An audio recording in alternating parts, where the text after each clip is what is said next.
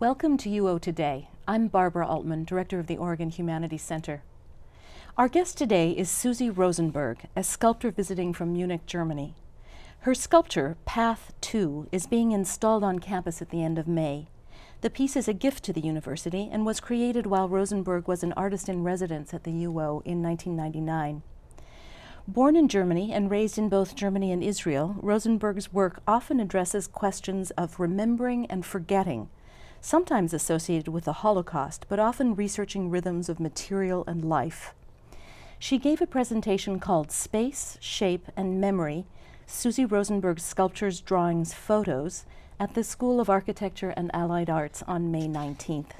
Susi, welcome to UO Today. Thank you. We're delighted that you could come and talk to us about this, especially at the moment that the sculpture is being installed. So I'd like to start with the sculpture itself, if you don't mind. Yeah. The sculpture, as I mentioned, is called Path 2. Could you tell us about the materials you chose for the sculpture and what those elements signify for you? Yeah, so I keep the title double, Path Weg, the German way, to have this both, and number 2, because it's all out of a series of now many more Path Weg sculptures. And the material here is steel, rusty, and concrete, and water. That's the basic material. Okay, so enduring materials, but also materials that do change in the environment. The steel will rust, as you explained during your talk, isn't that right? Yes. So these are materials that both signify endurance and are changing to some degree. Well, first of all, I choose them because they are industrial materials, but on another level, I choose them also because they are very simple and actually old, and the concrete actually is older than we think it is. It was used even by the Romans for fitting some viaducts and some stuff, but it's not known so much.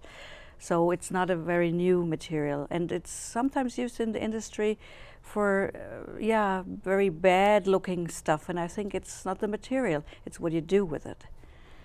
I understand. And it's water and sand and what is it, like calcium or something in English. So it's very basic material. And the iron, for one reason, it's very close to the human body because we have a lot of iron in our bodies. We need the iron. It's also the immune system is having a lot of iron, and of course the blood is transporting everything. So I think this is a very interesting thing that comes back or connects with the body, even being very strict, and you don't feel it at the moment, but it's a basic material that belongs or has a somehow connection with us. And of course the strict designs or shapes I choose, for this I find this is the best material, and I want to give it back to the nature after I worked on it, and that's why it's getting rusty. I'd like later in the interview to talk to you about the biological metaphors and the organic nature of the shapes that you use, because I was fascinated by that piece of your description when I heard you speak. But first of all, just to get back to the site where the university is installing the sculpture, just so that our viewers know where they can find it, it will be in the block just south of the Herb Memorial Union, the EMU, in that park-like space. Yeah, corner University 15th. Corner of University Avenue and 15th? That's about it, yeah. How are those elements, the concrete and the iron, going to work in that space, in your opinion? Perfectly. I'm glad to hear that. Yes, really. Why? Yes, because, well, we were looking at different places, and, well, finally, I made this suggestion to put it here because it's a open space. You don't have buildings directly, so it can breathe.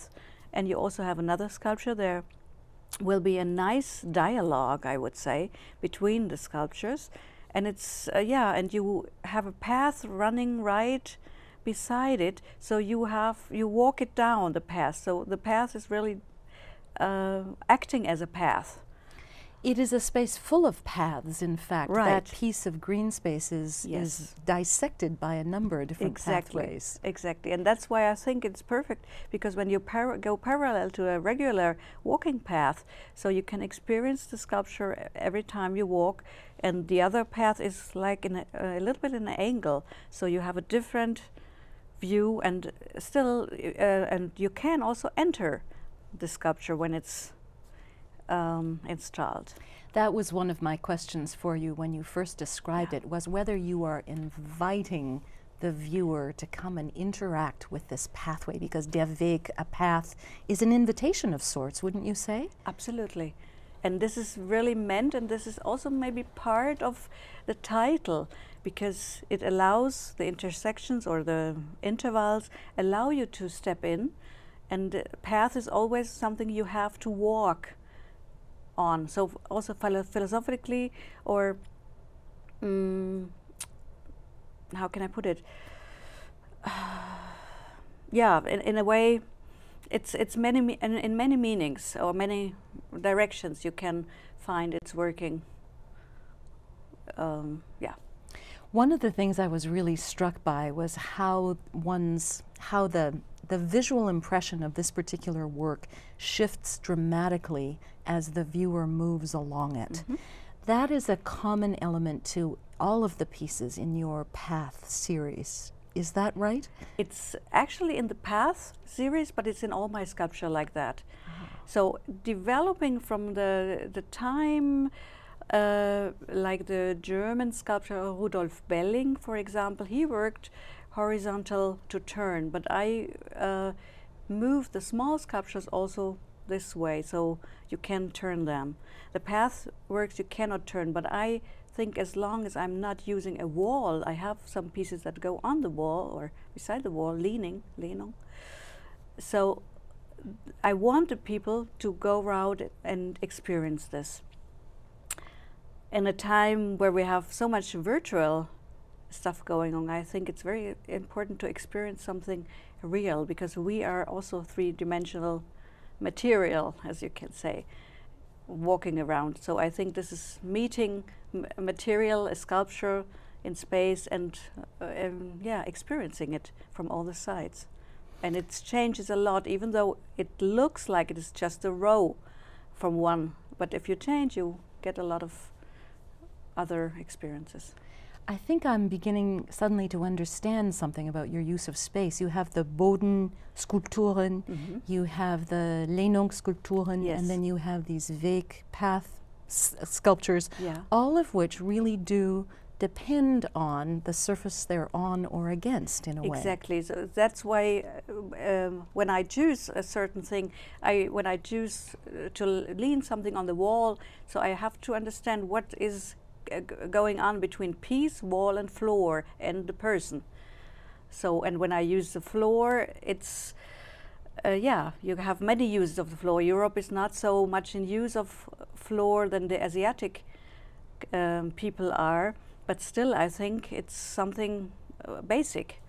So wherever or whatever theme is going on, I try to really to be exact in the way I choose either path or wall or whatever, yeah, to come to an exact solution. There's a very nice paradox in these Weg path sculptures, in that they have a great solidity because they're concrete and they're iron, but also they have a great finesse in their line and a great movement in those curves. So you've managed to use very heavy, solid primary materials to create something that is very graceful and full of movement. Is that one of the principles you look for? It's actually not a principle, but it somehow, since I started doing sculpture, it always is like that. And you are not the first one who mentioned this. And yeah, I don't know why it is that way, but I find these heavy materials don't need to be so heavy, but it's not the target. It's not the right word, but not your objective, perhaps. Not that what I really want to do. It's not a concept. It's just when I reduce the forms as much as I need them, so it comes out that there's a lot of air in between, or something that makes them dancing or whatever. Yeah. I wanted to go back to one of the things we said in our introduction to your work. What role does memory play in the production of these sculptures? Well, there is I understand memory as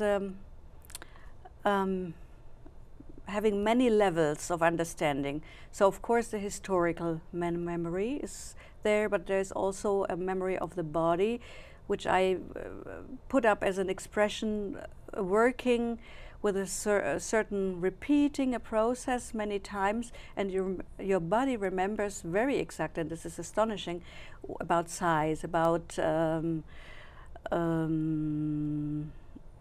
amount and such things. You know this when you cook, when you do many times a dough, you don't need the recipe anymore. You know this by heart. And this is the process also very similar going on here when I repeat things. And it's quite interesting because we are involved in memory. And of course we can go deeper in this memory of the cells. And I find this very interesting that nowadays there is ways to change the memory of the cell in a way of, I don't know what the name in English is, but like of holistic medicine, and they work with waves, with electric waves, and electric cells are electric, so you can change them a little bit. I know microcurrent is a form of therapy for trying to relax for musculature. Example, and yes, and I think this is very interesting. And I find that all these things actually connect. And when you use a term like memory, it's really more than history, going back to history.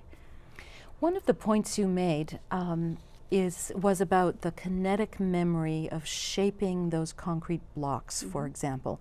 I gather you use one form to make multiple blocks of more or less the same shape, right? Yes. So we have at first the impression that this is a kind of an industrialized assembly line process, but then if you look carefully at these, there are in fact individual differences between them, and that's partly the result of your body memory. Exactly.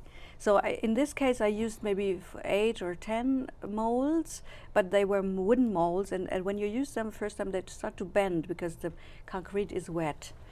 And normally industry would throw them away because the measurement doesn't work. So I allow also the material to feed back in a different size. It's very little differences. And I think there is this interaction between material and allowing these little differences and bringing in the humanity somehow in this process. Being exact as possible by the memory of the body. So, and then it starts to, having these little differences. Yeah. It's a comment, if one could see it as a comment on individuality, I suppose, among a mass of things that are quite similar. Yeah, and it's like fingerprints also. You have fingers almost like, but every finger has a different print. So then if we jump from memory to the related word memorial, what's the relationship between memory and memorial? I know you've thought about that a lot. Yeah, I think there is this additional to what I said before. In all these kinds of memory, you have to put in a memorial because this is a historical memory of something, whatever it is, but it cannot be the same for everybody. So if you make a memorial for Holocaust, for example, everybody who has gone through the Holocaust has different experiences. And I found that it's from one point very hard to say something that is only one meaning, and I really want to keep it over the years I want to keep it as open as possible, because then you can let in all the personal memories people bring with them, and it's sometimes like we remember a little smell or a color or something from the childhood, and whenever we see this, we have a whole movie going on. So I think this is also with, memorials should offer this possibility to allow people to bring their own memory in. So provide a kind of an open-ended possibility for memory. Yes. You made the point during your talk that I thought was really crucial, not only that each individual brings his or her own memory, but that each individual's memories can evolve. Absolutely. So one's relationship to a given memory will change over the course of a lifetime. Yeah. Therefore, the piece can't be so fixed in its representation that it blocks any of those possibilities. Yeah, but by going this process of developing it, and allowing a process, I think I can bring this in, that this memory is developing in a way. I know that you told me that you were musical as a child. Music was an important part of your life. You have a deep appreciation of literature. All of that then means it's no surprise that you've done a lot of collaborative work with a poet, with other artists. And I wanted to make sure we spent some time talking about your collaboration with poet Ingrid Wendt. Great, yeah. She was in the audience for your talk. I gather you and she have worked very closely together? Yeah. Would you mind describing what your collaboration was like? Well, first we met in Germany. I could invite her 1997, that was the year, to Germany to a first collaborative work, and we talked a lot in between, but then we everybody went to the studio and worked by itself, and yeah, I think it was like an open thing, and seeing what everybody thinks. She was inspired by the material I'm using and the very basic shapes, and I was inspired by the words and and then we had found out that the same word can mean different things to everybody, and this is very interesting. It's hard to describe this. This was a process like developing, and yeah. I understand that Ingrid's poetry also was inspired by the shapes of your sculpture. Mm-hmm. She describes in an article I read that she has column-like forms on the page and diagonals going from left to right and right to left. In many ways, she's reproducing the angles, the triangles, the diagonal movements of your sculpture on the page. Yeah, yeah, that was very interesting for me, because I wasn't thinking this is so easy to put the content, what you want to say, in the words, and also to shape them to find the right angles for the words or the right size. And that way it was very surprising. I gather that some of that poetry in large text form was included in the show that you did with Ingrid in 1999, right, and with a second artist as well. And I just wanted to make sure we got the information on that one correct. It was in '99. The exhibit was at the Laverne Krauss Gallery here on campus, and the installation was called Memory Memorial. Mm-hmm. It included Ingrid's poetry, your sculpture, and mixed media from another artist? Or was mixed media just having poetry and sculpture? Inge Kola, this was the third one, yeah. Okay. Yeah. So that was a second opportunity to work with Ingrid after you had worked with her in Germany in 1997 and then here in Oregon in 1999? Mm-hmm. Correct. You were here as a resident artist at that point? I had a double function. I was a teacher and I was also a guest artist. Were you teaching sculpture? Yeah, I also gave some lectures for several departments. And I went to the classes, also visiting the students and talking to them about their work. And so you were here for an academic quarter? Yeah. Yeah. Yeah. You know, I have a more personal question for you, which is that you are a small person physically, and yet you deal in these not only in small, delicate, very finely articulated sculpture, but also in these big, heavy, monumental pieces. How did you get attracted to this big solidity of the more monumental sculpture? Hard to say. Well, I started I was my first profession was gold and silversmithing. Ah, yes. Yes, and I was really doing the smallest thing you ever have seen. This was like, I don't know why, I was doing some very small stuff. But very soon, I always had the feeling for architecture and for space, and so I can't tell and actually why or how this developed. I don't have a problem to really measure in mind distance or what could fit where, and about proportion and in big stuff as well as in small stuff. So I don't think I haven't ever thought about it actually. It's just here.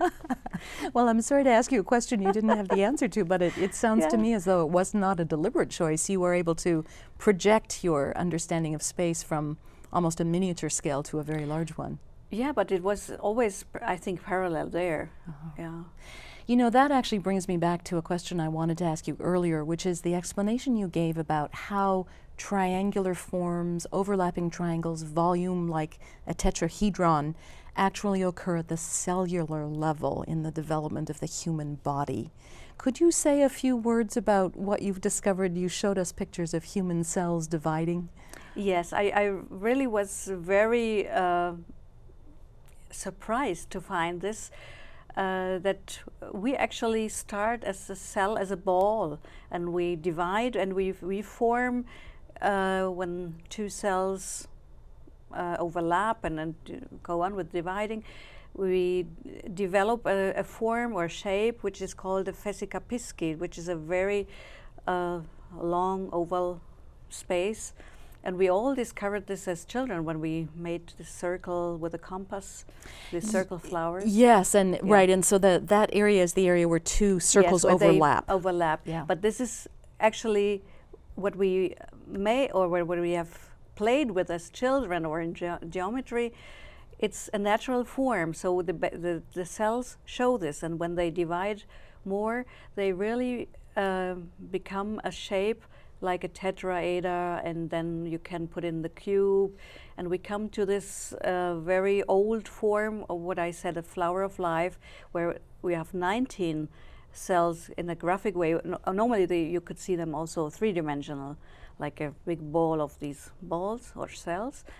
And in these forms you have all the geometric, like a cube, like a tetraeder, like a rhomboeder, whatever you have, this basic 5, I don't know, bodies or how they are called, the geometric, where you can develop all the forms, all the proportions we need in life, and we use them. We just don't know that.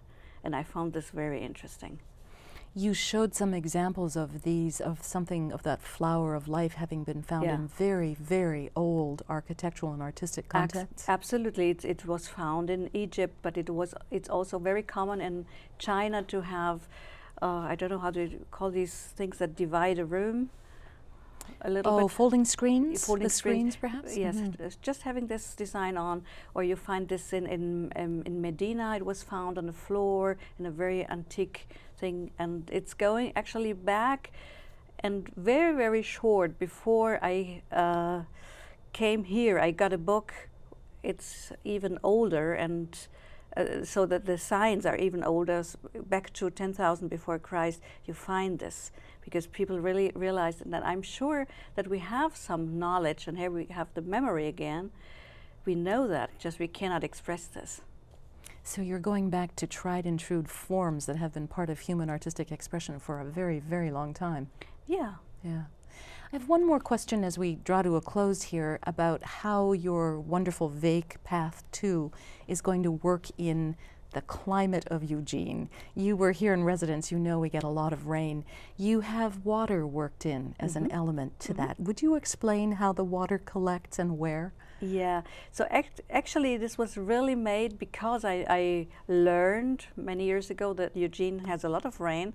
I came up with this idea to bring this in, and there are water basins holding water in every top stack. So we have 12 stacks. So that's on the stacks of the concrete blocks. On the concrete blocks. The top one is hollowed out half. to It's form sliced. It's diagonal, and one half I engraved triangle basin. Can you say this? Yeah, and this holds water, and the rain will fill it up, and it will evaporate again when the sun shines. And so this is somehow symbolically. How do you say this? Symbolically. Now I'm stuck. Symbolically rich? No, it's doing the circle of water, and actually the whole sort of growing, and because the water disappears and then it comes back as a cloud again. Yes, it's like our science diagrams of the water cycle. Right, and actually then it also is a sign of life in the same time as it is also a sign of memory, because this water that is not flowing is the flowing water. I must start here. The flowing water is a symbol in many religions to clean, to get rid of sins, and so I returned this. Staying water cannot, the memory cannot disappear. But on the other hand, it's the difference also. So it's always both. And it passes in and out of various phases, so there are vertical connections up into the atmosphere. Right. And so you have the movement of the sculpture is horizontal, and it's diagonal, and it's also vertical, and actually including the whole circle of water. It's a wonderful metaphor for this location. Last question, where is your artwork taking you now? What have you got in progress? Well, I'm preparing my next show. That's a very short thing. I will have in October a show in Germany, and I have a few projects going on now in Germany in planning, and yeah, some things I still cannot talk about because there are so much in progress, but it's developing, and I'm looking forward to really have the possibility and get the possibility to realize more of my bigger pieces, because there you need a lot of teamwork. Yeah. Yes, and you need a lot of room, and you need a place to put them. Yes, and I would like to have more places to put them, indeed, because I think they can add something to the landscape and to the interaction between people and sculpture. I hope we can bring you back soon and hear how all of that is going. In the meantime, I wanted to thank you for spending a half hour with us. Thank you. It's delightful to have you here, and I invite all of our viewers to go and look at that beautiful sculpture. Thanks. We have been talking with artist Susi Rosenberg, who is visiting on campus, and whose sculpture Weg Path 2 will be installed on campus at the end of this term, spring quarter of 2009. She spoke about her work on May 19th as a guest of the School of Architecture and Allied Arts. Thanks very much for watching, and we'll see you next time.